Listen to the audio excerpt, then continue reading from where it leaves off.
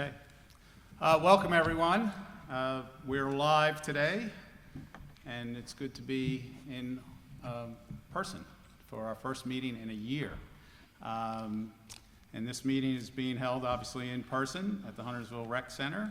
The public has been invited to attend and comment during public comments or during any public hearing in person at the Rec Center, or by telephonic communication in accordance with instructions sent to persons who have registered with the town clerk no later than 3 p.m. Today. And that's Jay Pearson, J-P-I-E-R-S-O-N @huntersville.org, or by phone 704-766-2202. With me today is Tyler. He's a fifth grader at JV Washam. He's the mayor for today, and he's had, I think, pretty good experiences so far, right? You got to see a policeman get bit by a dog, right? And then what else? What else did we do? We went to the fire station, and there were 2 calls. They had 2 calls while we were there. We're only there for 20 minutes, so it was a busy night already in Huntersville. And then we went to Town Hall, and now you're going to help us with the pledge after we do a moment of silence? Okay, all right. So we begin our meetings with a moment of silence, so please join me.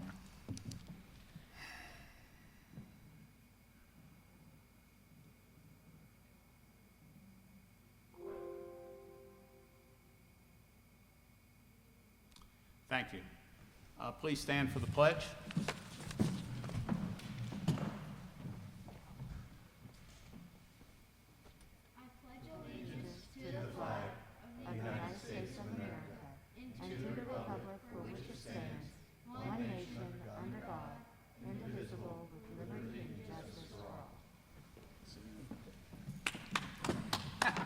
Good job.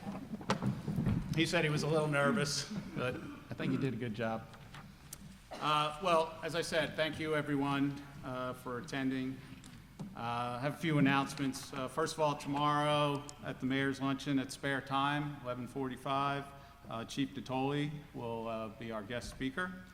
And then also I have a few shout outs. One to Hope House, which is on Stumptown Road. There are actually 3 cottages being built simultaneously, so we're very excited that 3 new families will have a place to live.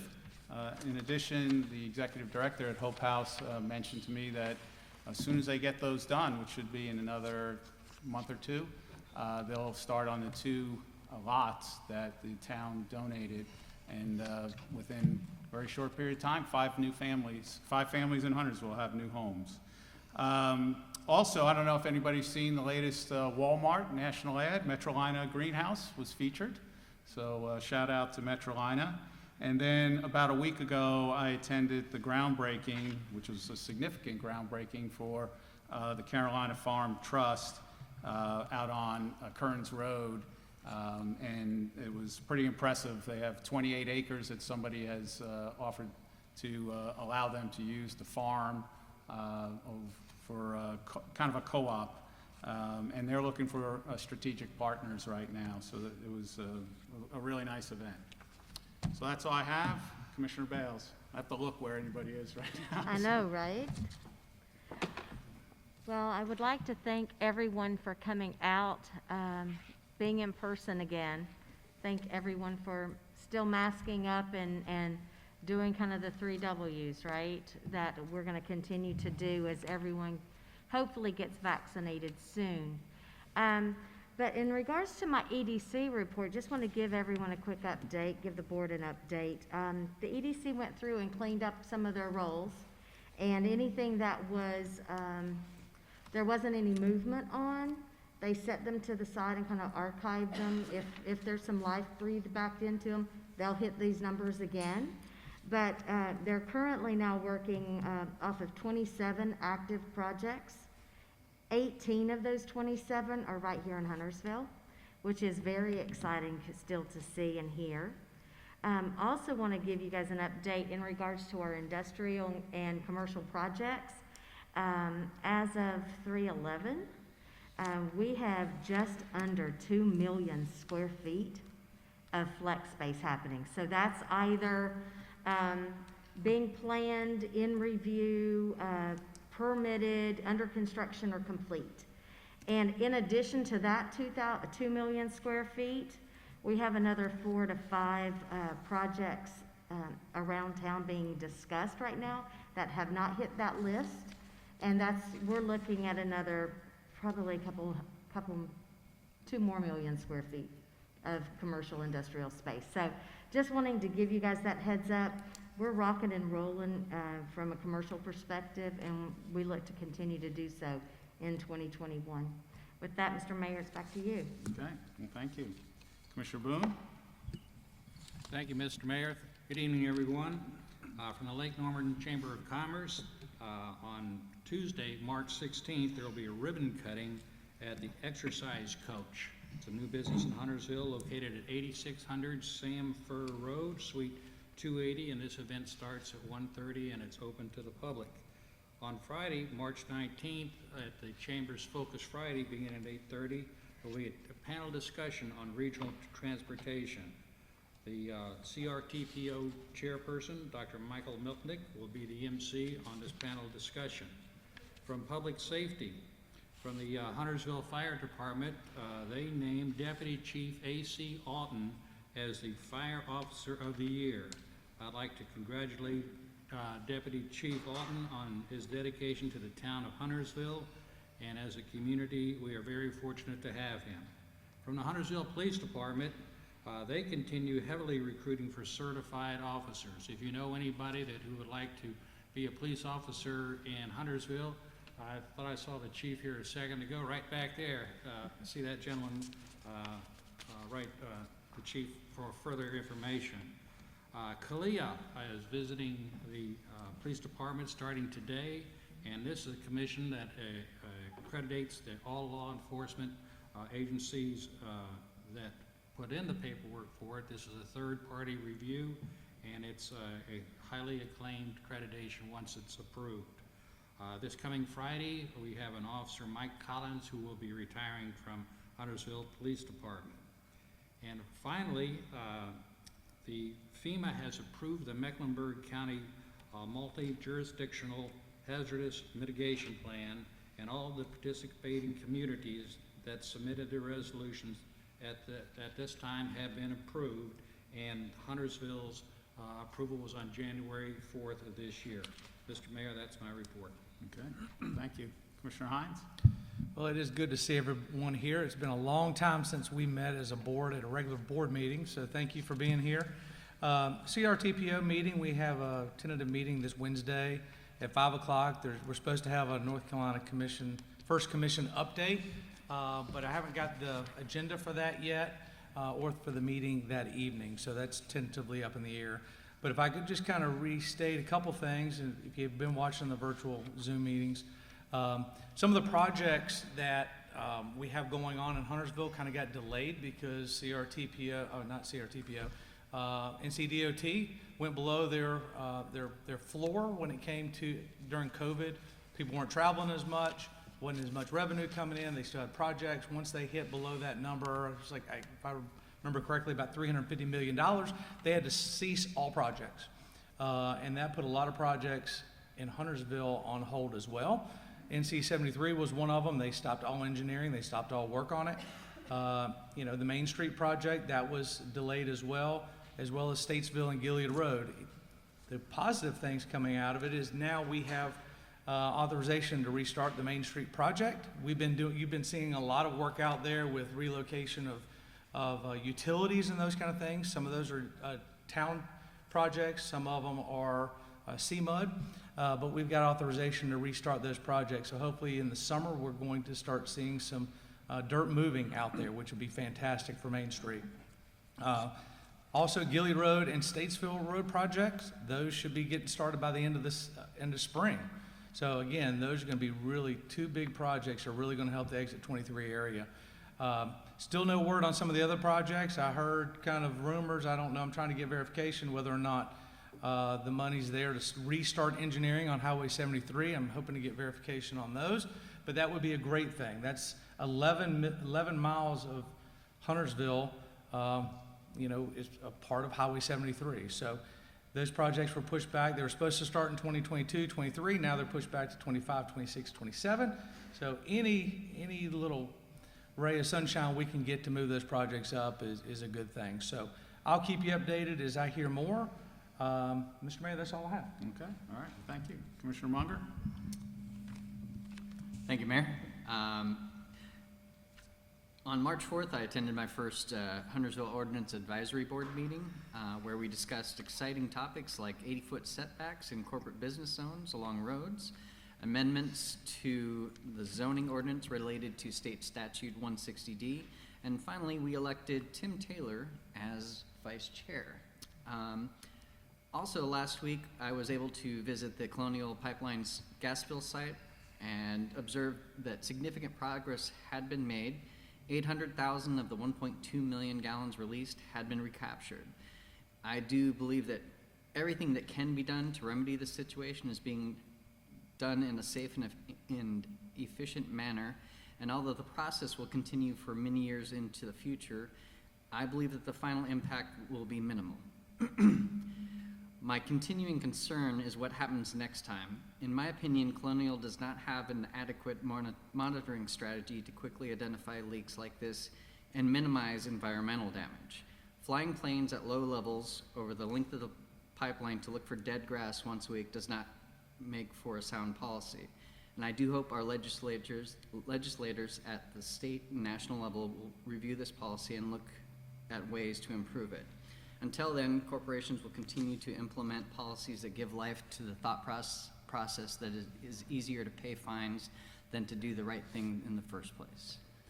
Finally, as always, if you have an opportunity to give, please consider supporting our nonprofits such as Angels and Sparrows, Caterpillar Ministries, Bags of Hope, and Ada Jenkins. And that's all. All right, well, thank you. A timely update there. Commissioner Phillips? I have an update, and it's weird doing it in front of people instead of a screen. Last week, Representative Bradford filed House Bill 246, which is titled Huntersville Ocular Melanoma Study. This bill garnered support from 26 representatives across the state, including all delegation from Mecklenburg County. It is now waiting to go to committee. HB 251 was also filed on March 10th and sponsored by all Mecklenburg County House representatives and a few other across the state. This bill is working towards bringing additional magistrates to Mecklenburg County, and there is a focus on Huntersville, hopefully. A companion bill in the Senate, known as SB 259, was also filed by Senator Joyce Waddell. And speaking of magistrates, something these guys probably get tired of hearing me talk about, I want to address our police chief. Last week during the county's budget meeting, Mecklenburg County Chair George Dunlap asked Chief Hoyle about why a magistrate was important for Huntersville and North Meck in general. Chief gave a professional yet heartfelt answer that demonstrated compassion, empathy, and the best of policing. I have told him thank you privately, but also wanted to acknowledge this publicly because we are very fortunate for this type of dedication to the safety of our citizens. Thank you. Thank you. That's it. All right. Commissioner Walsh, you got to follow that up. Yeah, I won't be able to. I've got a short one.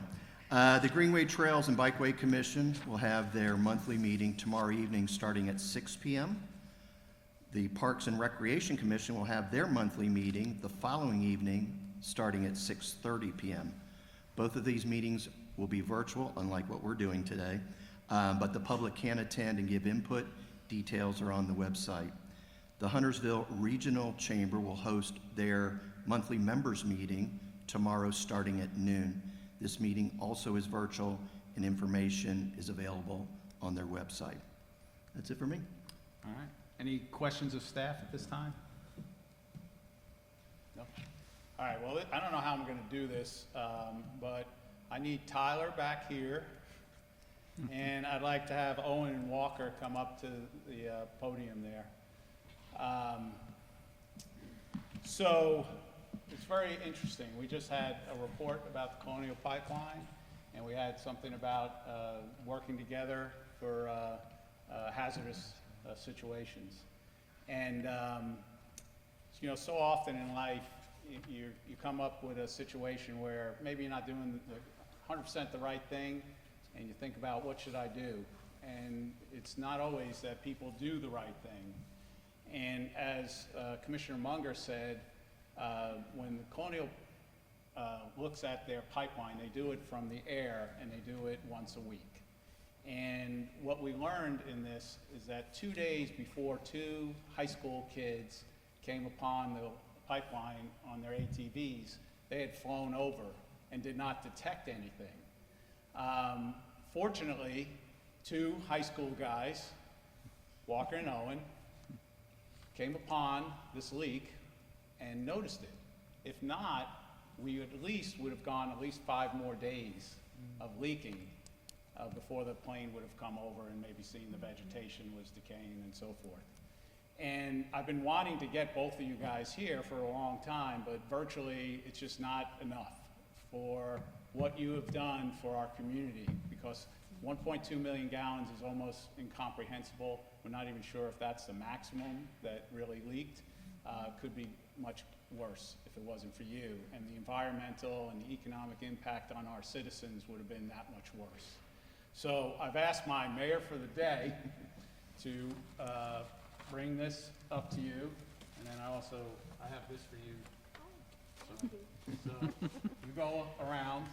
I figure this is like the most socially distant thing I could do, to give you a couple of things. And what we're giving you is really not enough for what you guys did. You did the right thing. We really appreciate it. You got some trinkets in there. And then I also gave you a key to the city. So on behalf of the town of Huntersville, we want to thank you both.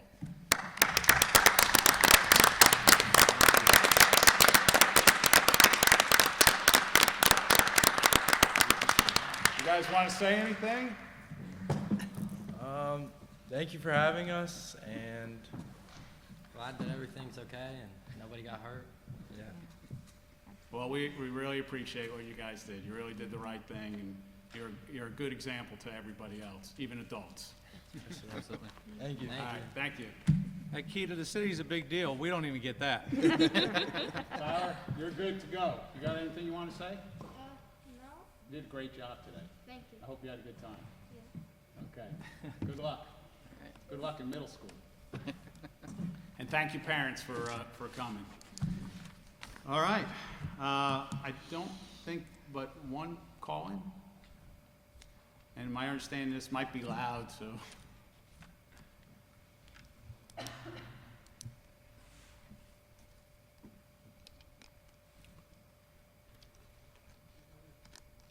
Hello, can you hear me? Yes, Commissioner Altman, how are you?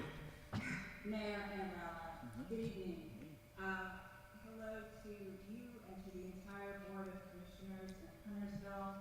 My name is Lee Altman, and I'm a Mecklenburg County Commissioner serving at large. I feel so lucky that I got to hear my phone tonight and hear what you just wrapped up with, the youth who really saved Huntersville and Mecklenburg County from what could have been such a terrible disaster. I had the opportunity to join Commissioner Powell. She brought me along with her, and Commissioner Walsh, and we spent a couple hours this past week walking the site, and I feel very fortunate that I got to just hear the tale of your honoring these incredible young people for their service, because it is a very serious business. I really just wanted 30 seconds of everyone's time to say that I am new to the Board of County Commissioners. I was sworn in December 7th. I'm here to serve. It's a big county, and I just want you to know that I'm always here, and I don't want you to ever hesitate to reach out. I'm a lawyer by training and a mother of 3 CMS students, and would like to give everyone my mobile number and my email if you ever need anything. It's 980-279-6267, and it's lee.altman@mecklenburgcountync.gov. And then simply to tell you two things from the county. We're excited to learn that we're getting $215 million from the federal government that will help with our recovery from COVID. And definitely want to hear from the residents about how they think that money can be best put to use.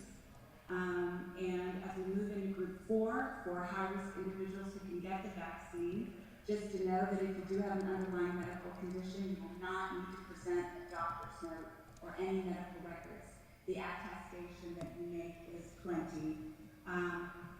If you know anyone who's homebound who needs the vaccine, who's not able to leave, please let me know, and I'll be sure that we get them connected, because the county will come to you if you are unable to leave your home and you need the vaccine.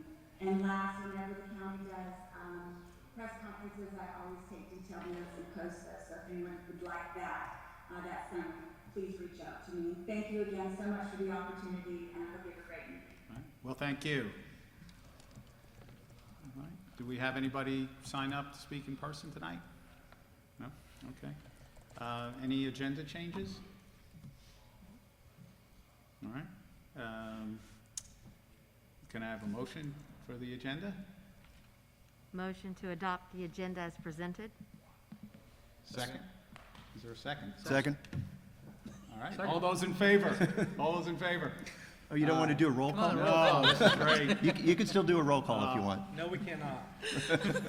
All right, the first item on our agenda is to open up a public hearing. I'll conduct a public hearing on conveyance of property pursuant to North Carolina General Statute 158-7.1D. Ms. Sloop, good to see you. Good to see you as well. Good evening. I'm happy to answer any questions that you all might have. This is the second of two public hearings that we're having on this matter. The first was to declare that the property be held for resale, and this public hearing is actually to convey the property. No questions? All right, we'll close that public hearing. Great job. Now we'll go into other business. Item 8A is consider adopting resolution conveying real property pursuant to North Carolina General Statute 158-7.1D. Any questions? Is there a motion? Mr. Mayor, I'd like to make a motion that we adopt the resolution to convey the Blythe Building EAS in pursuant with NCGS 158-7.1D. I'll second that. Any discussion? All those in favor? 6-0, that's nice. Thank you. All right, great job, Ms. Sloop.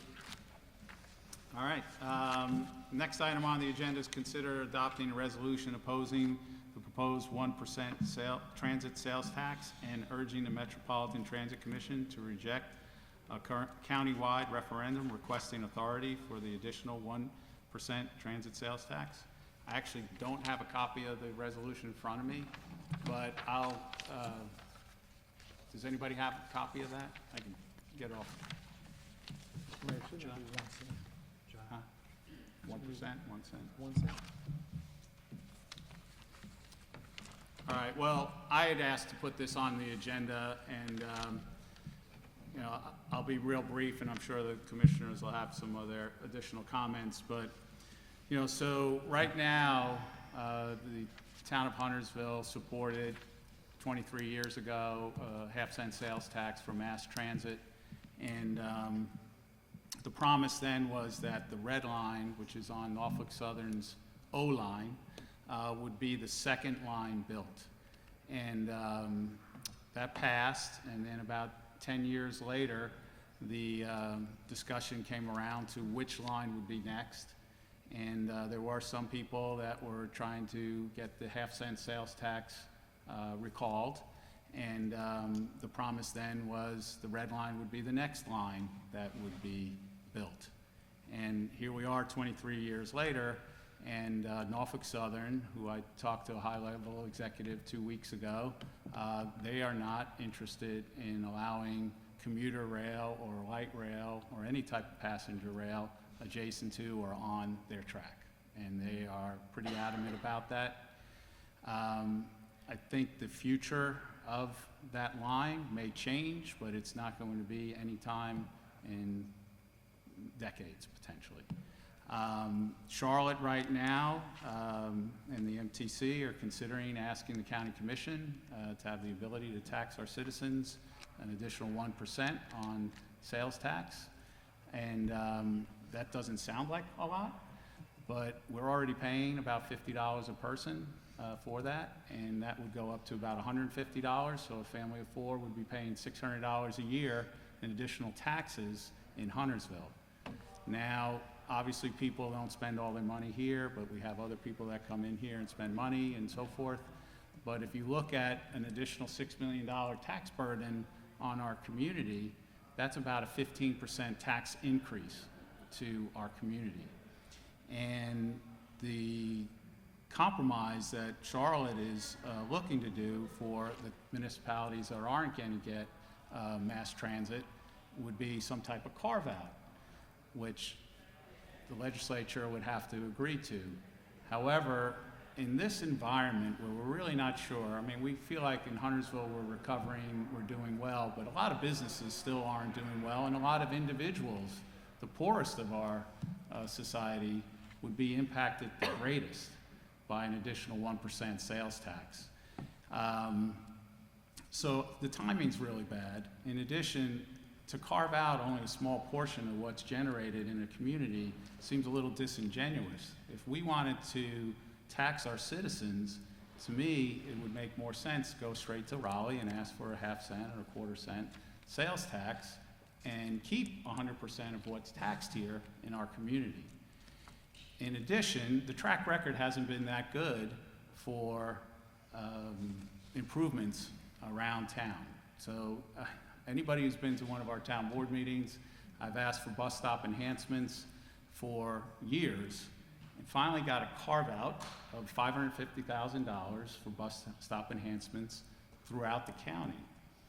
We have applied for three bus stop enhancements, and I believe we talked about it in October. And as far as I have seen, we have not received those enhancements. Now, there are some technical issues that have to be worked through, but we even offered to build those bus stops and improve them. So I'd really feel not very confident that if we did get some type of carve-out, that we would be able to access all those funds and direct them exactly how we want. So I took it upon myself to put this resolution out, and I will read it now that I have it in front of me. Thank you. So it's a resolution opposing the proposed transit sales tax. Whereas the Town Board of Huntersville supports regional transportation planning and coordination, as well as enhanced transportation options for all our citizens, and whereas the citizens of North Mecklenburg supported the passage of a half-cent sales tax to expand mass transit throughout Mecklenburg County, and whereas the citizens of North Mecklenburg have been paying an additional 0.5% sales tax on many goods and services for the past 23 years, and whereas for over 2 decades, commuter rail to North Mecklenburg has been a priority of long-range transportation plans, and whereas Norfolk Southern controls access to the O-line and has consistently reiterated their policy of not allowing passenger rail in this corridor, and whereas beyond bus service, the existing transit sales tax has not delivered recognizable transit projects in North Mech, while significant capital projects such as the Blue Line extension, and the Silver Line have moved forward, and whereas the current pandemic has hurt the most vulnerable in our society, and an increased sales tax will disproportionately negatively burden these citizens, now therefore be it resolved that the Town of Huntersville Board of Commissioners, 1, does not support the proposed 1% transit sales tax, and 2, urges the Metropolitan Transit Commission to reject a countywide referendum requesting authority for an additional 1% transit sales tax. Do I have a motion? Motion to accept the resolution? Do I have a Second. Second. Second. Any discussion? Commissioner Munger, I'm looking that way. Okay, sorry. I don't know if I should thank you or Emily for writing this particular resolution. It's very well written in that it addresses the fact that I, for one, am a huge proponent of mass transit. I think it's a very good thing to implement to help move people around and deal with traffic issues. But to the mayor's point, if Norfolk Southern tells us straight out, you're not going to be able to use this, the red line's not coming. And I don't like the idea that the county is trying to make us pay for a portion of something that we all know is never going to happen. So I will be supporting this, even though I do support mass transit. Commissioner Boone? Thank you, Mayor. The MTC, have they voted on this? Not yet. Okay. And the Norfolk Southern, they have said within the past year or so, Charlotte government has said that they are under new management. Is that true or false, or you know anything? That's false. But I think they did say that they were under new management. The CEO has been there for 6 or 7 years, and most of his team's been there for longer than that. Thank you. That's all my questions. Commissioner Bass? Yes, I just have a quick question for you, because I'm in complete support of this. We have watched the red line not move forward for decades now. But have we had conversations with our neighbors to the north in order to make sure that they're also on board with this as well? I've talked to every mayor in Mecklenburg County, and I would say overwhelmingly their boards, and they are against it, but 2 mayors. Thank you. I just want to point out to people, the whole 23 years of paying into this, I was in middle school since we've been paying into this. The Backstreet Boys were the biggest band in the world. Everyone was using AOL if they even had internet, and Tamagotchis were a thing. And look at how much society has progressed, yet our transit hasn't, and that's completely unacceptable. So I really appreciate you doing this resolution for our community. Okay. Commissioner Walsh? I also will be supporting the resolution. I've lived here since '93, and other than a toll road on 77, we haven't got much help up here. So it doesn't make any sense to continue to fund transit or mass transit that we're not going to benefit from. All right. Any other questions, comments? All right. All those in favor? All right. Well, thank you. Thank you all. And I would ask the clerk to send this resolution to all the county commissioners and all the state legislators as well, and the mayors of the other communities in Mecklenburg.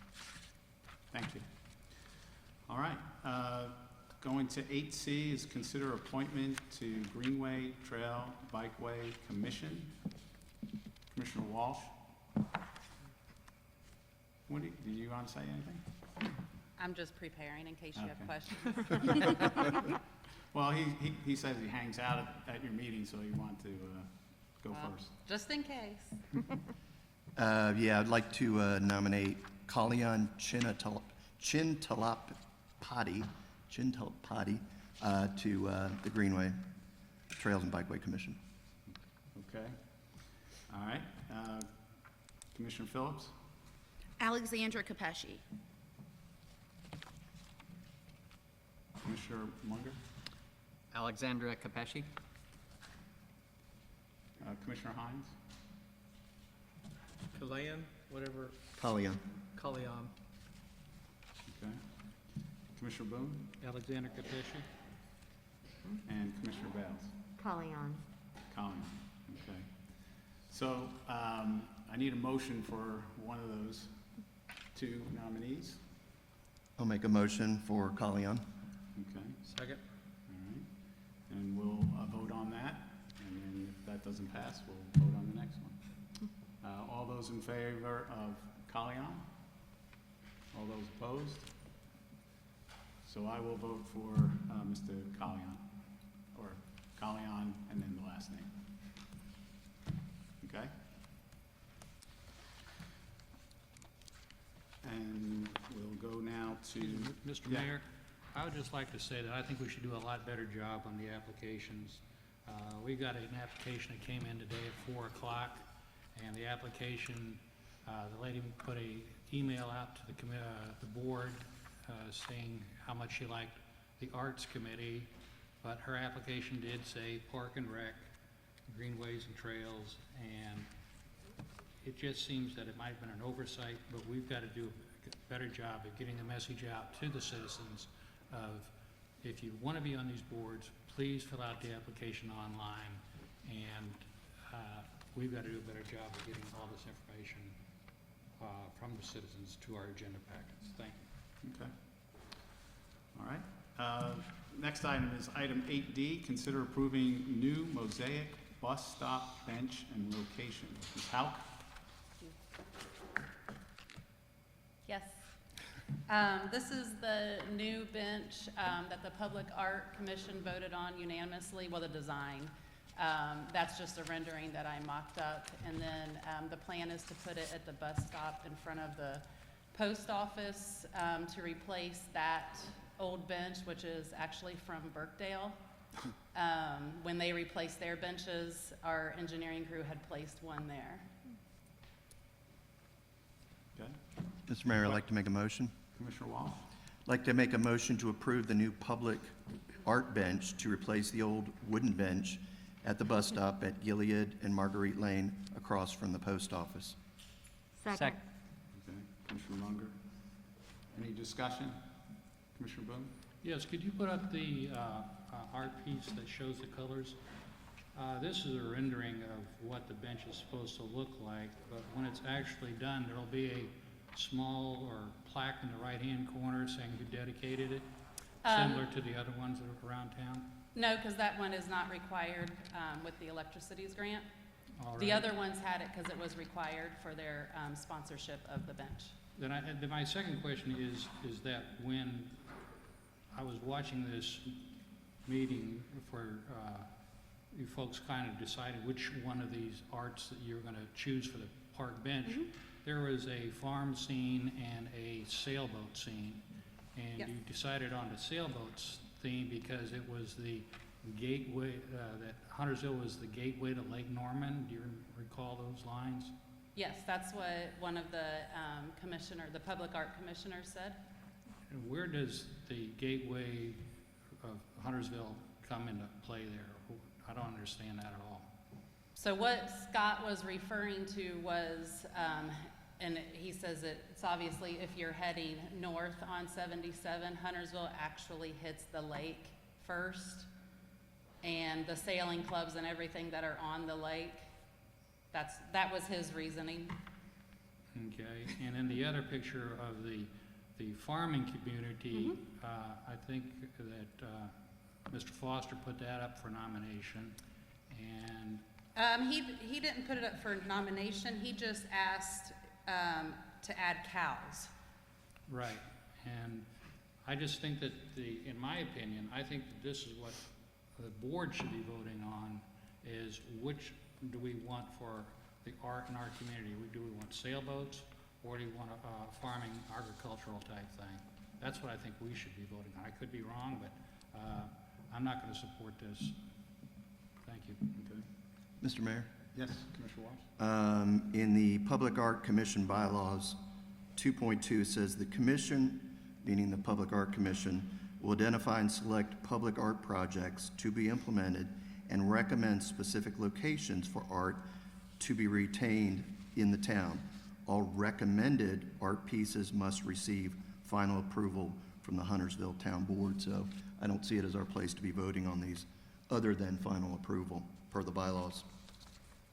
Well, that could be interpreted several ways. You know, it's, if you read all of the bylaws of the Art Commission, we set this up to filter what they brought into them, not one object, but what they thought would be a good selection to present to us along with the location. And right now, this is probably the decision of 3 or 4 people. And I just don't think that's a good cross-section of the town. Okay. Any other questions or comments? What I'll add, though, the town board has the right to approve this or not, and I don't think we really want to get into seeing 10 or 20 or 50 of these type art pieces. In addition, this is probably at least the third bench that the art committee has put out there. Correct. So, as I just stated, they've done more for bus stop enhancements than all of CATS in the last 5 years. And it's been privately funded. So, anyway, just had to put that comment in. Any other questions, comments? All right, all those in favor? All those opposed? That motion passes. All right, we'll go to 8E, consider approving 7 civilian police positions. Chief Hoyle. As Chief is walking up, I do want to say that the young man that was here, Tyler, you know, he got to see 2 dogs, canines. One was supposed to only find the drugs, and he did that greatly. And then the other one came out looking for the drugs. And so he ended up finding them. And then they did a demonstration, a bite demonstration. And, you know, so it was just Ciro and Gunner. So it was kind of the 2 sides of our Polar canines. opposites. Yeah. Gunner's like a GQ model for dogs.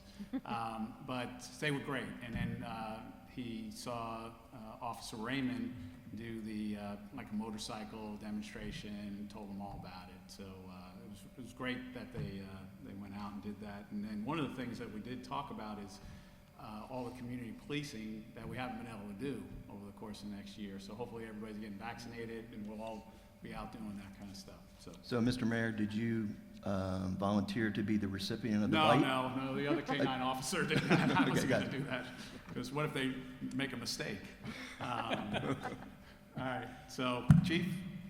Yeah, just briefly, I want to just summarize where the discussions we've already had and what we're getting back to is, you know, we did a staff study looking at our officer population ratios and things in the comparison with other cities, and we are leaner than most agencies in officer population, and our vacancy rate, of course, hurts that even worse.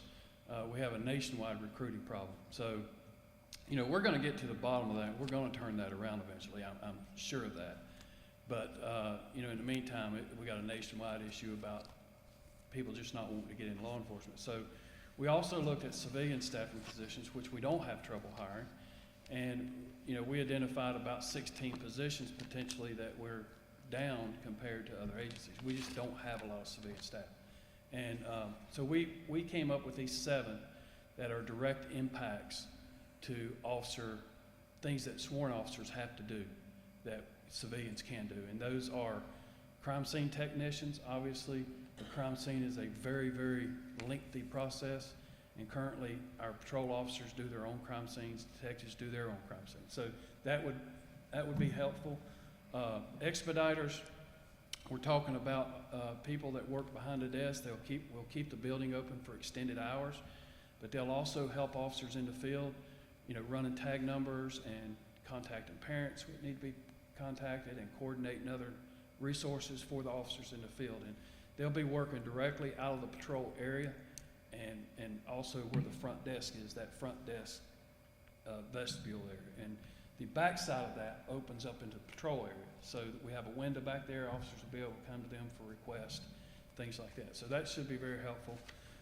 You know, we have one animal control officer and we're pretty big. So 58% of our animal control calls are answered by sworn officers.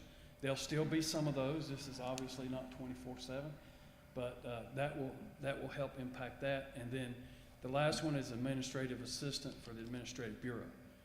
We have an administrative bureau without any administrative assistant. So that's an issue because that's where all the paperwork's handled and it's all done by sworn. So these are the ones that we narrowed down to identify. And I really appreciate you considering this early in the budget because it's a direct impact and it'll help very quickly to hit some goals. So, Mr. Mayor, I'd like to make a motion to approve the 7 civilian positions for the police department. Second. Okay. Any discussion? Commissioner Phillips? I'm glad that we got this off of the next budget and you're getting this help now. The expediters, I have one question. If somebody's in a domestic violence situation and they show up at the police station, will the expediter be able to assist them? yes, they will. We'll be able to get them into the building. Yes, sir. Right. Thank you. Now, we won't have expediter 24/7 with these 3, but we will have extended hours. Extended hours is a beautiful It's a thing to good hear. step. It's a good step. Thank you. All right, any other questions, comments? All right. All those in favor? Thank you. That passes. All right, now, Item 8F, consider giving direction to the town manager related to the rules for public hearings and public comments. And I think the reason why we wanted to discuss this is because not all our public hearings are as easy as tonight's. So, Mr. Roberts?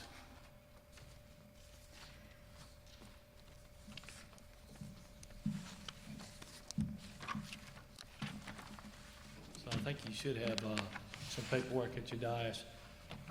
We've sent out multiple emails on sort of options.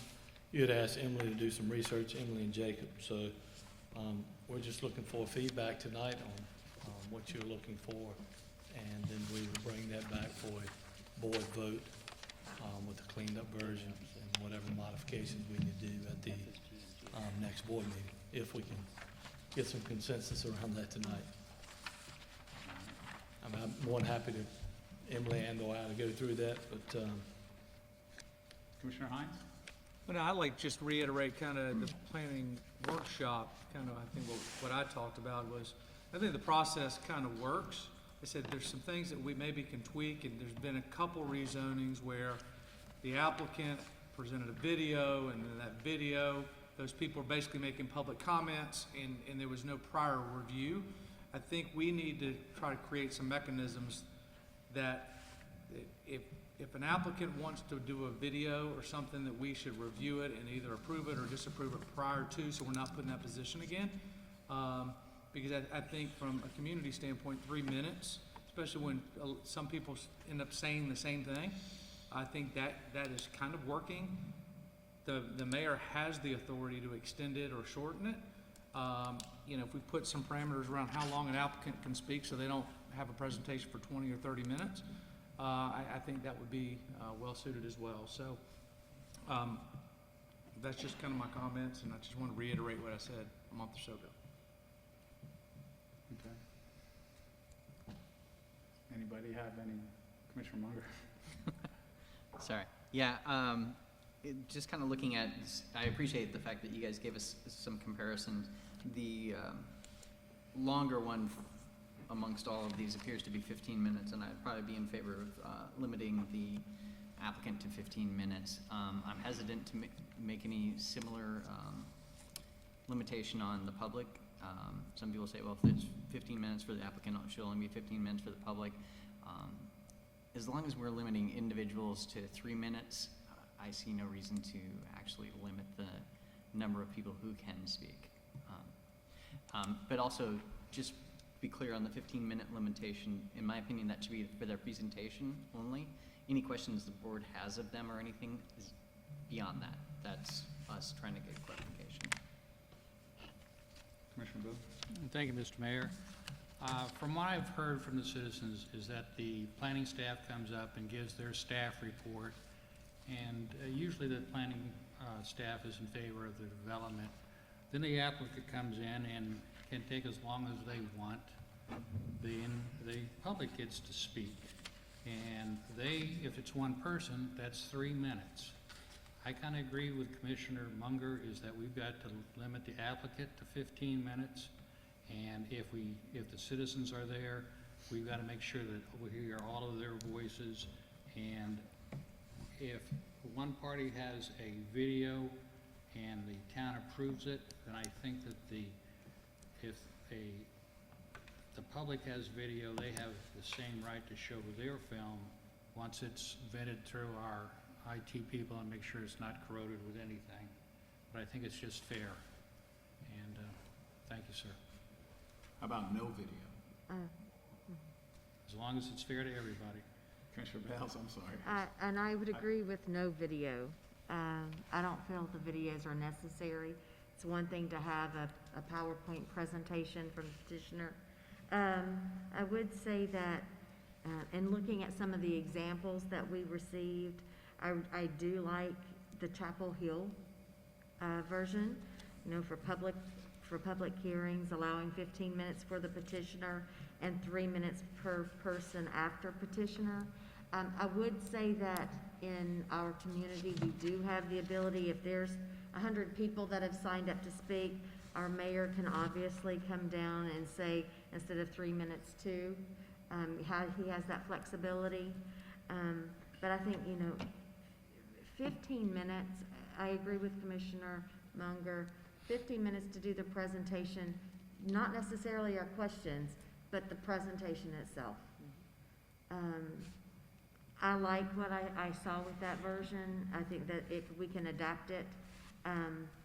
But I do, if you're sitting there and you're looking at it from the other side, it does look a bit weighted currently. And I think this will level the playing field, so to speak. Okay. Is there any, Commissioner? Yeah, sorry.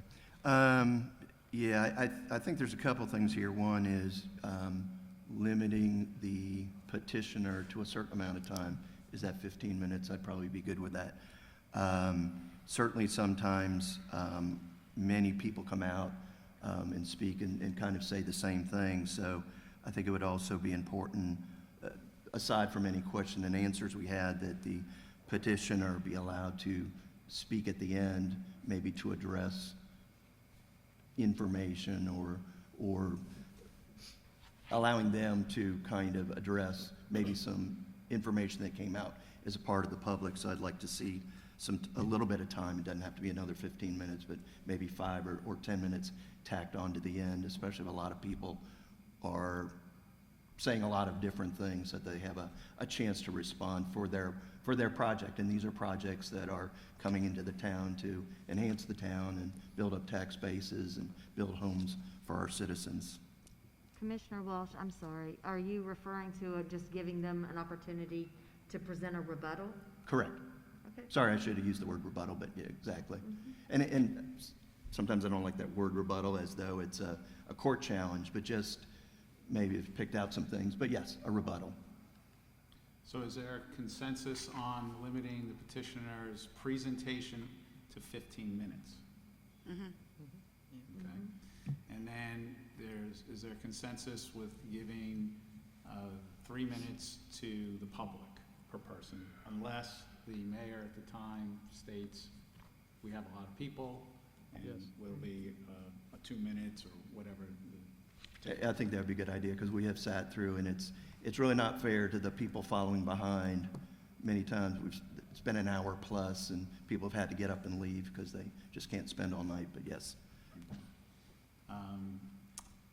And then obviously the petitioner would have time to answer any questions. Well, I would say unlimited time to answer any questions from the board. And that would also be the rebuttal portion, I guess. Right. I don't know that I'm 100% behind the idea of the rebuttal. Same. Well, isn't that what they're doing in the sense the board asks questions? I'm fine with them answering questions to the board.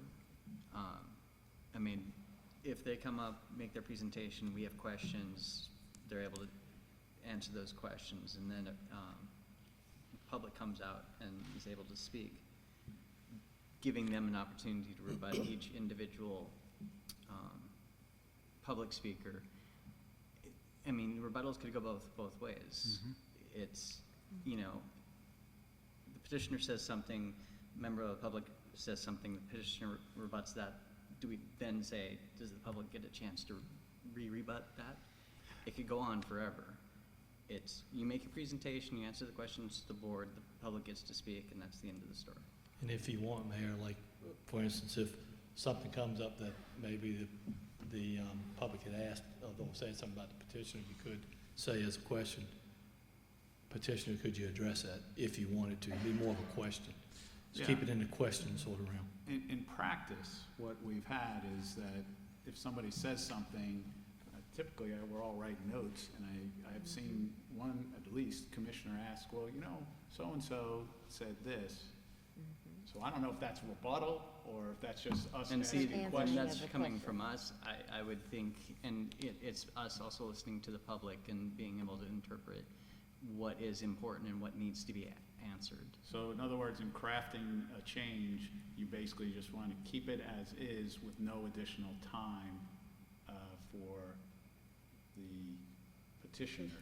Right. The one thing I'm looking at is limiting the applicant to 15 minutes, and pretty much everything else stays the same. So let's hypothetically say 10 people from the public, usually 3 minutes, and they're bringing up a lot of subjective things, not facts, just random things. Sure.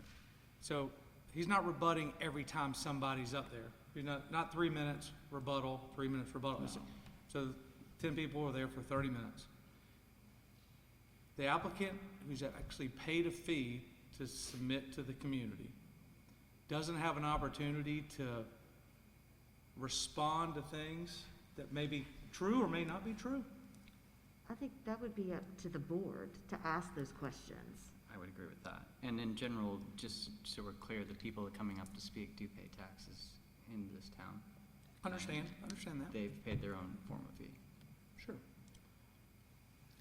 I would still be in favor of just a short time. Again, we're not back and forth, but, you know, a 5-minute just to close it out type of thing. I feel more comfortable with 5 minutes than nothing. What's that? I'd be more comfortable with at least, 5 minutes instead of. Yeah, no, it's a very short, Very they just short, want to yeah. make some closing comments type of thing. And when do the citizens make their closing comments and their rebuttal? Well, Just doesn't seem fair. technically, we're following Robert's rules, so it's not necessarily this type of back and forth thing. So, we're setting the rules for our meetings. So if you want to set, we'll be here forever, so. So while I'm not sure that I would be in favor of a formal rebuttal time. I think that that would be incumbent upon the members of this board to ask the questions. We've sat, we've listened, we've heard, we've taken our notes, and it would be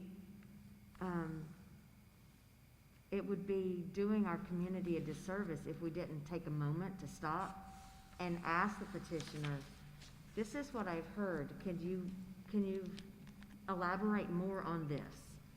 But I don't view it as a rebuttal opportunity, I just view it as us doing our work, doing the due diligence. Again, that's probably why I don't like the word rebuttal, but maybe a closing statement would be a better way of putting it, but it's. Can I ask Emily a question?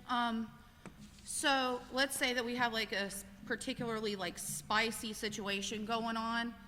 Could we not suspend the rules and allow the petitioner to make a closing comment, so to speak?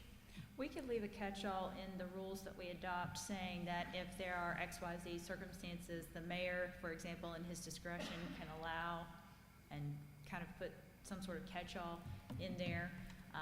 That way you could address those kind of one-off situations. I would prefer to do that than instead of a rebuttal, because then it's fair to me. It's like applicant gets their time, citizens get their time. If it's a chaotic hearing, we can suspend the rules and do our due diligence and handle that one off, but I don't want to encompass everything into one situation, because to me the rebuttal, or whatever we're going to call it, it feels like we're leaning more towards the applicant's favor by default, and that makes me uncomfortable as somebody who's been on the other side of this dais speaking against issues. And I appreciate the applicants. If we made the processes a little easier, probably wouldn't have as much problems, but I don't want to limit our public or the public to ever feel like we're doing a disservice towards them. So maybe we can go more so with leave it up to that moment to have a rebuttal and do as Emily has suggested. If I could, first of all, I don't think we should assume that every public hearing is adversarial. I mean, we often get people for and against, or sometimes the public is just asking, and a lot of times they're giving their input to maybe make the project better. So I would hate to frame it in every public hearing is adversarial. I don't know about suspending the rules, but if, as a part of the rules, it is at the mayor's discretion to say to the applicant, whatever the wording would be, but something to the effect, if you need to make a closing comment, whatever. But again, it would be limited to, say, 5 minutes. So, correct me if I'm wrong, but it is the mayor's discretion to call somebody up, even if they didn't speak initially or what have you. So you have that built-in flexibility. I don't think you need to suspend anything to. We would just include like a one-liner, a sentence, building in that flexibility in the rules that are adopted. If I could just finalize by this. I think we've used the word rebuttal, which means it's like an adversarial, response. We maybe 10%, 20% of our public hearings that I've been a part of have been more of a rebuttal situation. I think if they're able to give the response, they typically answer all the questions that the board members have, from the public. So I think let's stop using the word rebuttal. They have a response time, whether it's 2 minutes or 5 minutes. I think that's been working very well over the past. It's just a couple big rezonings that we can all agree on, that maybe those rules are suspended for whatever reason, but overall, I think we have policies and procedures in place. What we've been doing 80% of the time has been done very well. And It's been effective. And I agree with Commissioner Hines. I think that's the point. It's not always an adversarial thing. And the public may have had questions or input, and now the applicant can just say, hey, I heard, somebody asked this question or point this out. They have a chance to sort of wrap it up. So it's a chance for them to respond back to what they heard. And that's part of the reason we have the public hearing, so the public can be heard, so that, sometimes we come out with better products. All right. So I see a consensus on 15 minutes, consistently, keeping 3 minutes unless at the mayor's discretion. And I'm a little bit unclear if there's a closing comment by the developer or petitioner. In general, I think it's a slippery slope, and at this point, you do have the discretion the mayor, I should say, has the discretion to allow that at his own choice. So I would be comfortable leaving it as is. Okay, all right. We got head nods. So is that enough? That's I enough think the to get big a one draft. is the 15 minutes up front. And then what about video? Did you want to deal with that, or no video presentations? No video on either side? Yeah. I would say no video. Again, it's the mayor's discretion, but I would say in general, no videos. They've got PowerPoints. Both sides can have PowerPoint. Are we saying that? That's not what we're saying. No, because You said no Okay. video. Well, and then we went into PowerPoint, and so I'm curious if the petitioner, the applicant's allowed to put together a PowerPoint presentation, would not a member of the public be able to go through the same path and allow IT to review it to make sure there's nothing inappropriate, I'll say, and have that presented? I think the problem would be the lead time to start screening all that and queuing it up. So if they jump through all the hoops, they should be allowed. Question, You follow-up. would definitely not make your 7 o'clock class. I'm not gonna make it tonight, so that's okay. One thing we have not discussed is, can you yield time to someone else as a member of the public?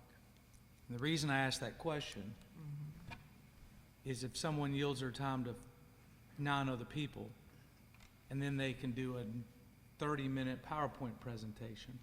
I think the two play off of each other.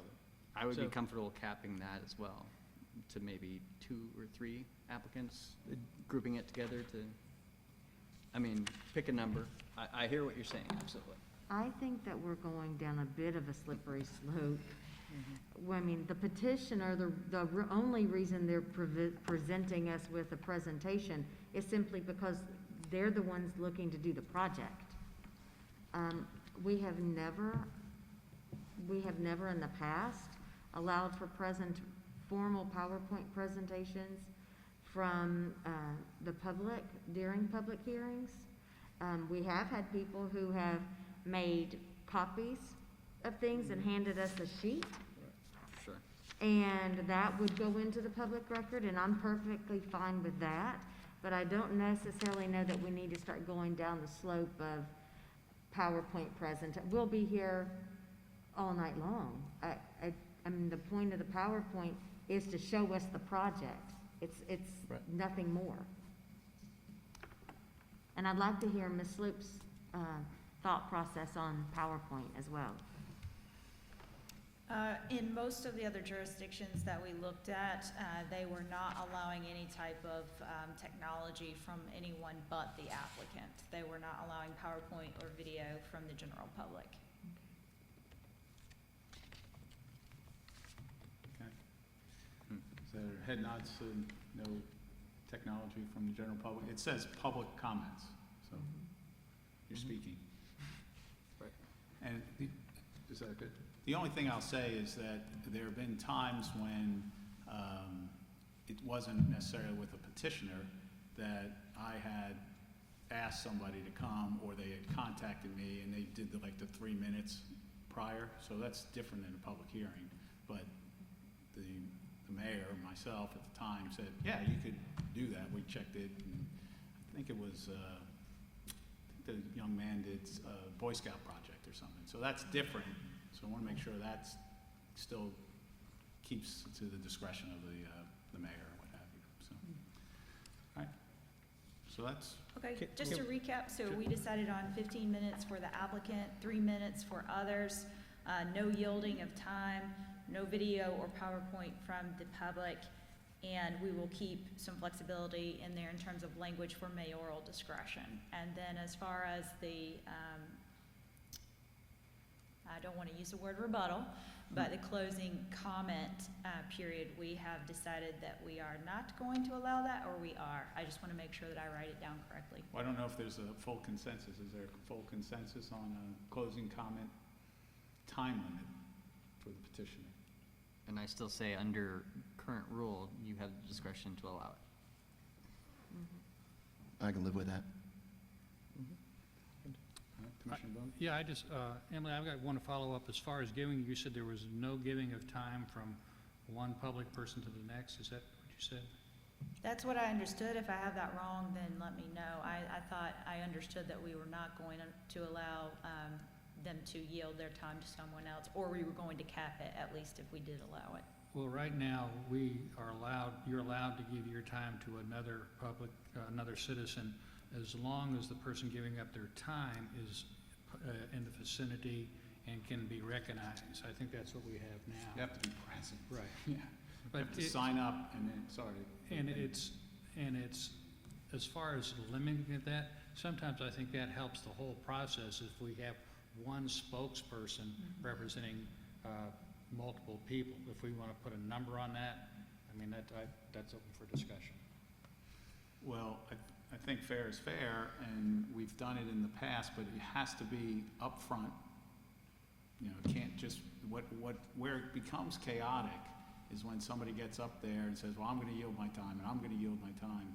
And all of a sudden, mayor's trying to keep track of who was it and how many and all that. So it has to be, what we've tried to do since is upfront who it is, and that person has to be there in the room. And I think we probably could limit it to 15 minutes because as a number, because we're doing the same for the petitioner. So Yeah, I would agree with that. We've had times people screaming across the room, I give up my time, or I give 2 minutes, and you're trying to add it up, and it's not been very, Professional. yeah.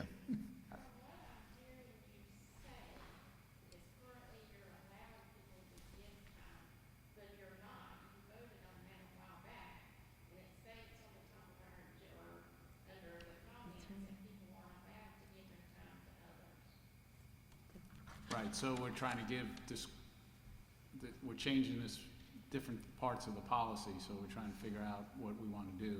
So.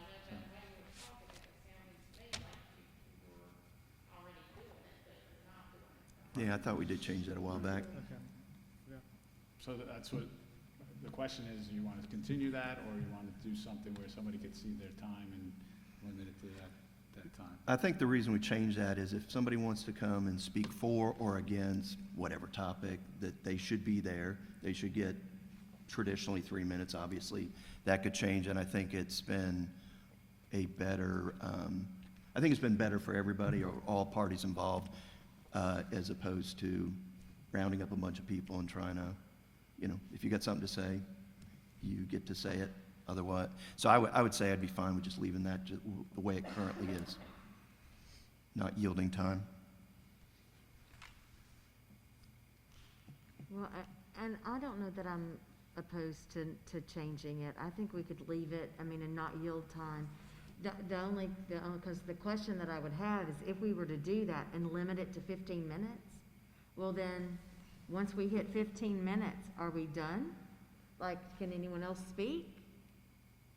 Yeah, individuals should be able to speak If you had because, 5 people sign up, 4 of them concede it to one person can speak for 5 minutes, and if there's 10 other people wanting to speak, they get to speak. and then, I mean, to make Janet's life a lot worse, if people want to bundle their 15 minutes together, they should have to get to her Monday by 3 p.m., just like everything else we've done virtually.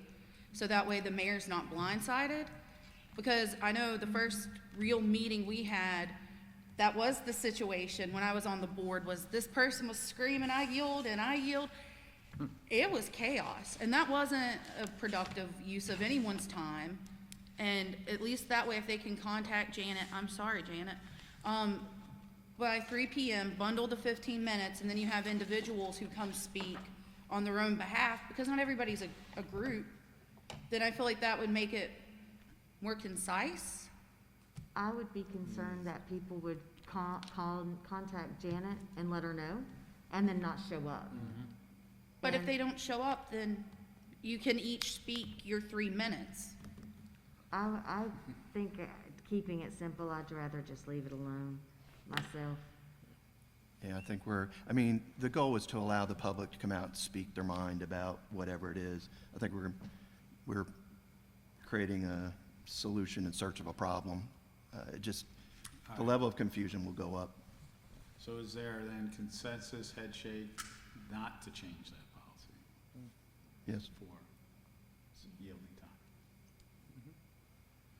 Not to, right, okay. All right, Okay. good catch, Ms. Pearson. I do. I have my notes. We will get a draft back to you soon. Okay. All right. Item 8G is consider giving directions to the town manager related to the mayoral authority and emergency declarations. Doesn't look like Mr. Rob. So we had also provided some examples about what other jurisdictions are doing in this regard. You should have a copy of that as well in front of you. I'm happy to answer any questions. But we provided examples from several larger municipalities. Well, I can say Commissioner Bales? for myself, I liked what we saw out of Statesville and Charlotte both. The example being the mayor authorized to declare states of emergency and the mayor authorized to end when circumstances warrant or at the direction of the council. I think that's probably the best language that I've seen. And that gives some flexibility to the board. I'll agree with that. I would agree with that too. Obviously, in an emergency, we don't need to rule by committee. Obviously, the mayor needs the authority to act, but, and COVID might have been a good example of it, as the quote-unquote emergency continues, it would be good thing to have the board have some input on it. I like the wording on the Statesville specifically, but yeah. Commissioner Phillips, you want to weigh in? I like the Greensboro model because I'm a disaster person. And I mean, this is really about the worst case like scenarios happening as well. What if you can't get a hold of your mayor? And then what? Like you at least, and because you really have to, I mean, I worked in, disaster stuff, and the very worst case scenario, at least you could whip up some board members to do something if you can't get your mayor. And that's why I was comfortable with the Greensboro model, because I hope to God we never have a situation like that, but if we do, we need to be prepared. Hey, Emily, in our current situation, John is not accessible for whatever. What happens? Well, based on the current wording, the council doesn't have the authority to act. Does not, is that correct? Okay. So we would need to draft an amendment to follow some of these other examples if we wanted to add that flexibility in. Well, maybe we could do a hybrid of the Statesville and Greensboro and put mayor or the city council up front. You definitely need to have some wording in there, some wordsmithing if you were gonna do that, I would think. Yeah, good catch. Didn't even think about Well, just from past experience, current experience, I think what you have to remember how you have to do this. You'd have to declare a board meeting. You have to get everybody together. That's right. So you don't want to really encumber the town manager or any other emergency response that we could have. So you definitely want to have one, the mayor be, Yep. whoever it is, be the person to make that, and the town manager everybody should be notified immediately. When we had to declare the state of emergency back in March of last year, was in between board meetings. And I had to, we were crafting it and having to get it to, so I think you always want to make sure that you have that one point of contact. Oh, I agree. That's what I say, the mayor, or in case the mayor is not available for whatever You go to reason. just the mayor pro tem. That's what I Yeah. would suggest. That's their job, is to go to the mayor pro tem, and if you can't find the mayor, We've already had a disaster. no, that'd be the end of the disaster. Is there anything about the mayor being physically located somewhere where he would have to sign the? It just discusses that all of the authority is to him. It doesn't necessarily address in the ordinance itself that he has to be in a certain location to do it. But if we want to, we could address that, but I think it's better to leave flexibility there. If you are in emergency, you're gonna need to act fast. You're gonna need to likely have one point of contact if you're trying to do it fast. That was one of the pros that we had mentioned there in our pros con list. But as far as the authority to end it, we did see a trend in allowing the or council or board language in there to end it. But you all as a board could decide how you wanted to delegate the authority to also declare. That would be up to you all. But we did include that in our analysis, the pros and cons of how you decided to authorize that delegation. I just wanted to make sure if he was on vacation or something, he could still, but if he can do it and we don't have to change any wording, let's not go there. Well, the question is, do you want to add either a mayor pro tem or the council, in case of I'm good with mayor pro tem. Keep it to one person. mayor pro tem? So you're saying the mayor or mayor pro tem? Yeah. If To declare? If the mayor is not Correct. Yeah. available Yeah, or something like that. Yes, I started to say, I think that needs to be wordsmithed a little bit. And I do agree with you, Commissioner Munger. As I read both Statesville again and Charlotte, I like the Statesville one simply because it makes sure that the city council is notified Yep. within the 24 hours. And that's exactly why I liked it. So is the consensus to try to draft something similar to Statesville then? Right, with mayor With pro mayor. tem, As the- if the mayor is not accessible. For the declaration? In lieu of. Okay. So now you guys Okay. always have to be at least a mile apart. Can't Alright. travel in the same bus. Thank you. All right, final item on our agenda is consider giving direction to the town manager related to the fund balance policy. So I think you all received the Davenport report. You'll be happy to know we're the best funded community in all of North Carolina. But we do have a lot of needs going forward. And I'll bring you, I don't know if you have the presentation in front of you still, but our average available fund balance as a percentage of revenue is 104%. So if we didn't collect any taxes, this year we have to use all our fund balance. But I think the bigger thing is what are communities similar in size?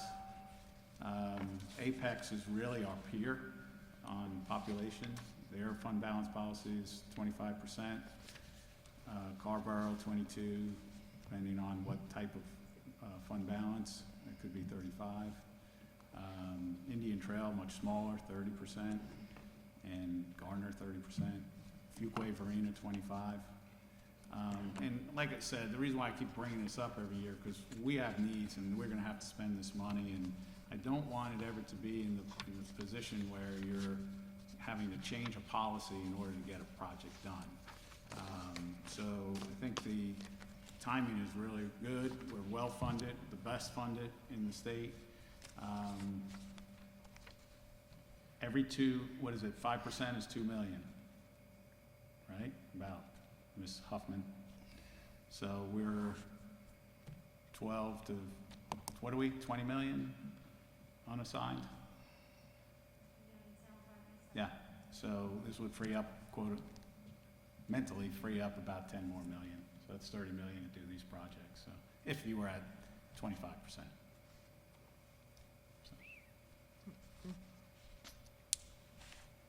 The bigger you are, the lower the fund balance policy. And we're big. I guess I got a couple comments. First of all, I think I don't like throwing in the number, or even the 104%, which includes a restricted number in there. The unrestricted, we're currently, I believe, at 43.3, number 2 behind Apex. We also have a lot of projects that we're queuing up and have been queuing up for a while, specifically road projects that we're going to need money for. So I don't see any reason at this point to be reducing that number until we either have something to spend it on, and I'd certainly, I'm sorry, what was the number you mentioned, Mayor? Which number? As a percentage? Did you say 20? Did you say 25% is what you want to reduce it? From 45 down to 25, Oh, yeah. Yeah, our unassigned fund balance is as high as our fund balance requirement. Right, but our policy is 45% and we're at 43.3. Right. So that's over the fund balance. That's our unrestricted. Correct. Right. We have almost as much unrestricted as our fund balance policy. Correct, but it's Double. restricted for a reason, so, No, it's, our policy is 45%. We have 43% of our overall budget that's not assigned, not anything. It's not assigned to the fund balance policy. The 45% includes a assigned amount. So to his point, essentially, it's almost 90, 88.3 that is actually available. well, guess who we have up here? Straighten them out, please. I'm not 100% on what the question is, but my memory, based on the presentation Patty gave in this room ballpark a month ago, our policy is to set aside 45%. Setting aside 45% ballpark, I believe, is 20 million. The number of dollars that's over 45%, 8.6 million. Sounds right to me. I can pull up her presentation maybe. I'm happy to respond to your questions, and I'd rather do that. If the question is, I think a logical question when you look at that sheet that Bobby has in front of you is, High Point, I think, is low. High Point gets by on 10% of their fund balance set aside. I think that's low. I think that's way too low for us, and I will be upfront about that. Charlotte is 16%, I believe. Those are two agencies, both of which are much larger than us. I direct your attention to Concord. Concord says they're 30 to 35.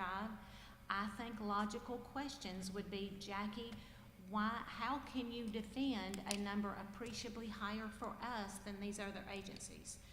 Some of the things I would say, and I've not been through everybody up there's financial statements, but we have a significant amount of our fund balance that we have effectively loaned through a temporary transfer to HFFA, it's $4.7 million that we don't have available to us to use. We had a plan to pay that off, and we, because of COVID-19, we've not been able to keep up with that plan. That plan in ideal circumstances would have paid off that loan over 19 years. So if your question to me is what's an example of why we'd want to have a little bit more, that's one example. There are a couple of benefits that we pay on a pay-as-you-go basis that as more and more people leave service to us will become more and more expensive to us. I caution you about making it too low because of those. If your question to me is, do I personally stand here and advocate dropping it from 45 because I believe 45 is way too high? I don't necessarily advocate dropping it. If your question to me is 40% too low, I'm not sure 40% is too low. I think if the bond rating agencies ask what was the motivation to drop from 45 to 40, I think that's a defendable number. I have been told by financial advisors that if we drop rapidly, that would suggest an intent to spend rapidly, and once you start, it's difficult to put the brakes on. I'm willing to talk a lot more, but I'd rather respond to your questions about what you'd like for it to be. Commissioner Bales? So I guess what I heard is you're not standing there advocating for us to drop it from 45%. However, if this board chooses to reduce it, I hear 40% seems like the reasonable number. I would, yes, and part of my justification for that would be drop it. And based on our 5-year forecast we looked at in this room ballpark 30 days ago, we suggested that we would need to drop it. I would suggest, based on financial advisor advice, if you drop it, even if you think 40% is too high, in the next 5 years, if you fund the level of capital that we talked about, you probably need to drop it again later. So drop it in gradual increments so that it doesn't appear that you intend to spend it too quickly. Jackie, what happens when we impact our bond rating negatively? If you go back to use that bond authority in the future, your interest rate you'd be paying would be higher if you issue more bonds. Don't forget, these are all AAA rated. These examples are all AAA rated. So. That is an absolutely fair point. I need to be clear about this.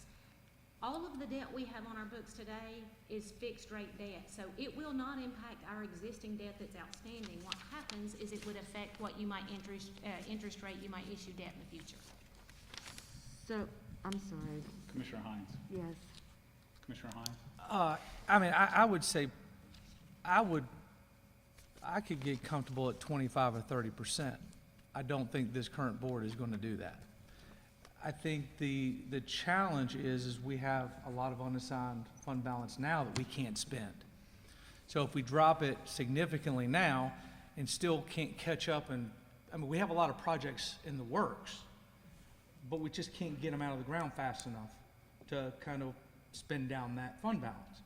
And even we're adding about, I think the last 3 or 4 years, $3.5–4 million a year to fund balance. So I think it's kind of working itself out.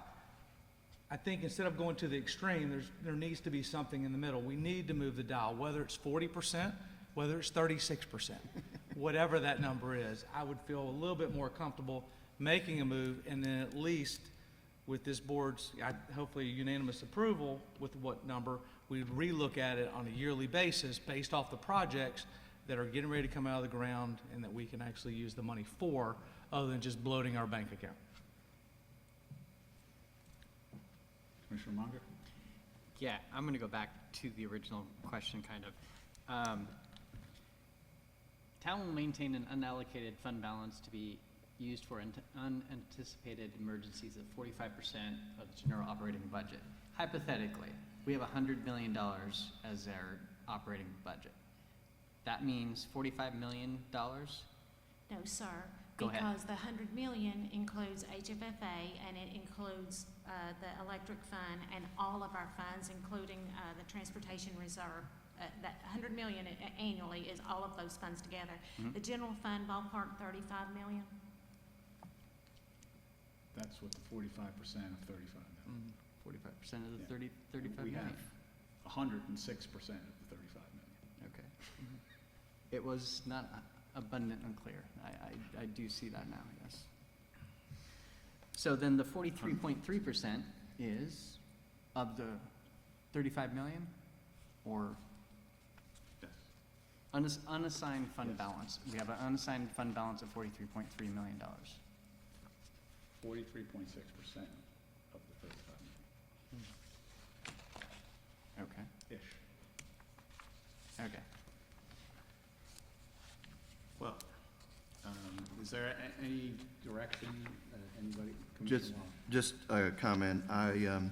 I would agree with Commissioner Hines that it's probably not unreasonable maybe to go from 45 to 40. We can revisit it any time we want, but maybe on a yearly basis, look at what's coming out of the ground, what reasonably we could spend the money in that fiscal year is, and adjust accordingly. But I would be uncomfortable with a rapid drop in that percentage. I'm about to shock y'all because I'm going to agree with Brian and Nick. But we Time to go home.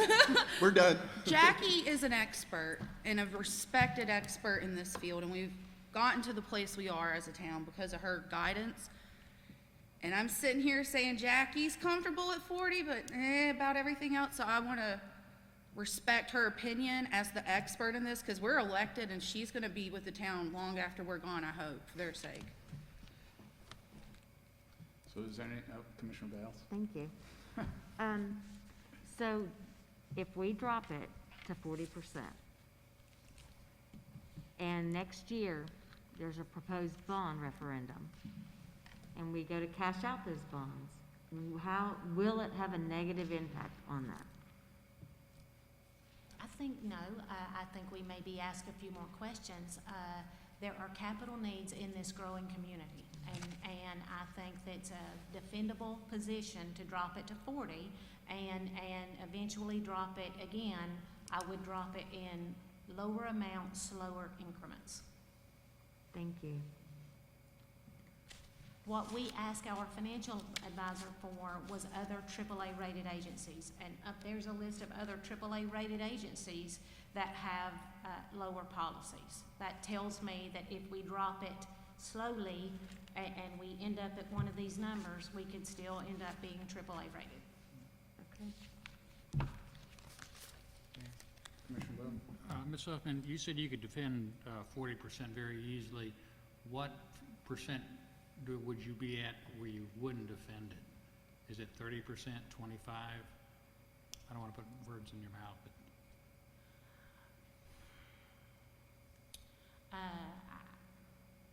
Okay. You don't. I, in my personal opinion, and I can't remember in 26 years defending a lowering of fund balance. That's not bizarre. I'm not sure I've been in a community that grew as fast as this one, so I'm not sure I'm not sure my previous experience would necessarily apply here. Talking to our very well-respected financial advisor, smaller increments are easier to defend. So even if we only kept a 5% decrease for 1 year and changed it the next year or 2 years later, I think it's easier to defend slower increments. So if you're comfortable changing it, I would recommend you change it by 5% now, and let's readdress Patty distributed financial statements today. And didn't the capital projects department say that we were at 47% spent this year? That's higher, frankly, than I thought it would be at this point. It is absolutely true that we've made respectable contributions to fund balance for my previous 5 years here. I do not expect this year's contribution to fund balance to be as high because I expect some progress on those capital projects. So is there any consensus on lowering it to 40%? There seems to be consensus. 35. Well, I don't know if there's consensus at 35. So would you be happy with 40? Sure. Okay. And then maybe put in some place to revisit it next year or something. Okay. most likely over the next few years, you'll have to be down considerably. Okay, all right, that's direction. Progress. All right. Is there a motion for the consent agenda? Motion to approve consent agenda. Second? Okay, all those in favor? All right. Any closing comments? Mr. Mayor, I have two. And 2 weeks ago, I missed the 3-on-3 meetings that we have. We have an 11 o'clock meeting and a 1 o'clock meeting. And I called 2 commissioners and a town staff member to find out what I missed at that meeting. And each one of those commissioners told me what they took out of that meeting as important. And neither one of the topics matched the other commissioner. I did call the staff member, and they went right down the agenda, and then they went into a variety of topics. And I guess one of the things that struck me, and it was due to Park and Rec, about changing the name of an event in Huntersville. So I went and looked at the January 20th Park and Rec meetings minutes, and the minutes mention a survey that was sent out to the public changing the name of Huntersville Christmas. I just want to know, Mr. Roberts, if we've gotten any of those results from that public survey, and when are we going to be discussing this? We did have results, and don't hold me to the numbers, I think there were like 60 or 70 comments out of 60-some thousand people, which is probably more people leaning to keeping it the same. So I don't plan on bringing it back to the board unless you tell me otherwise. All righty. It's, I guess I'm having some concerns with the 3-on-3 personally. It seems like the morning group they discuss what they want to discuss, then we discuss what we want to discuss at 1 o'clock, when we really don't come together unless you tell us what they said. And sometimes I would really like to hear what the other commissioners say. So I'm really having a hard time getting my hands around a 3-on-3. And I've been there since I started, so I'm just saying that I'm probably going to revisit that. My second point of my closing comments is that 4 weeks ago, we heard a presentation from the chief concerning police salaries. And there are less and less people wanting to go into law enforcement, and we have a lot more people leaving there to go into profession that they don't have to put their life on the line every day. And we're not going to solve this problem in 6 weeks. It's going to take 6 months. And we've got to do something now to fix a problem that we've been talking about for years of police salary. All the information that we get is 12 to 18 months old. We've got to step up now and do something.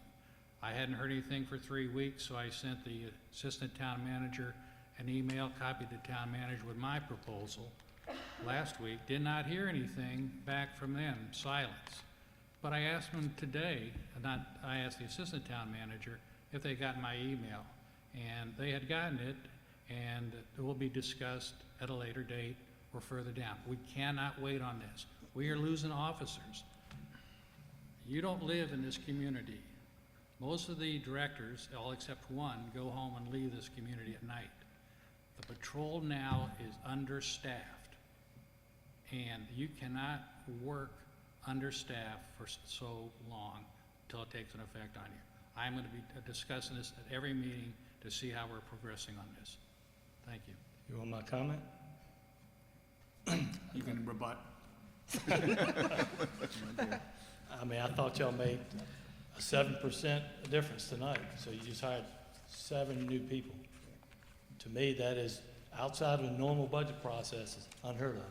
So I think that is amazing that you did that. So that's step one.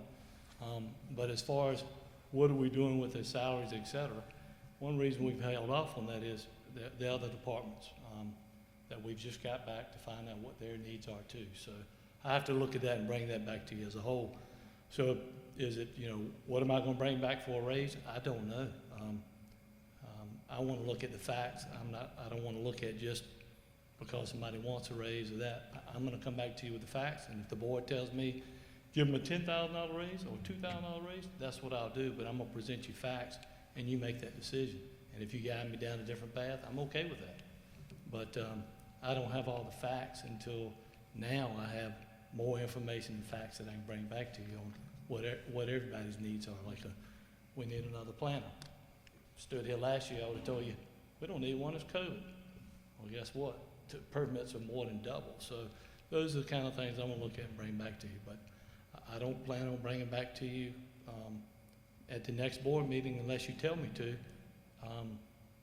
If the majority of the board tells me to bring back to you $10,000 raises for each officer, or $5,000 or $2,000, I'll do that, but I'm just not ready to do that yet. I mean, we're gathering all the revenue, we're gathering all the estimates, we're gathering what people need, and then I'll bring it back to you so you can make I think, a more informed decision. So that's my comments. But if you tell me otherwise, I'm more than happy to do whatever you tell me. Okay. All right. Any other closing comments? I have just one. So the Mayor's Fitness Challenge is still going on. We're about halfway, and I guess now I'm a target because I have the last email. It says, who beat the mayor? So my wife and I averaged 562 minutes, and Commissioner Boone, you beat us. So congratulations on that. The Eckert family averaged 1,125 minutes, which is pretty strong. Trumaine Mills, 980 minutes. So quite a few people are getting out there and staying fit. And I would like to encourage everybody, we still have 5 or 6 more weeks. You can still join up. We have yet to win a weekly challenge. So it's getting a little embarrassing. I can tell you I've beaten the other mayors. So I'm doing my part, and hopefully everybody else will too. Let's go get a pizza. Let's, do I have a motion? Motion to adjourn. Second. Any discussion? All those in favor? And I think just for old time's sake, you ought to do a roll call. No. All in favor? That's much better. So much easier. Remember, you might be on hot mic, so just be careful what you say.